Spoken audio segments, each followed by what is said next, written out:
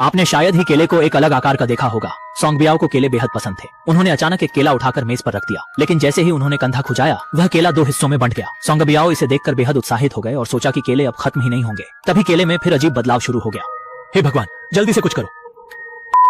हर किसी को ऐसे अजीब हादसे से दूर रहना चाहिए, इसलिए सोंगबियाओ ने मदद के लिए पुलिस को फोन करने का सोचा। लेकिन हैरानी की बात यह है कि उनका फोन भी केले में बदल गया। इससे सोंगबियाओ परेशान हो गए। उन्होंने पानी पीकर खुद को शांत किया, लेकिन मेज पर केले भर गए थे। हे भगवान, उन्होंने अपना चेहरा धोकर खुद को जगाने की कोशिश की, मानो यह एक सपना हो। लेकिन जैसे ही वह मुड़े, केला मेज के आकार का बन चुका था। सोंगबियाओ को यह अजीब लगा और वह बालकनी में जाकर शांत होने की कोशिश करने लगे। लेकिन उन्होंने देखा कि छोटी कार भी केले में बदल गई और सबसे डरावनी बात यह थी कि आसमान में उड़ते बाज भी केले बन गए।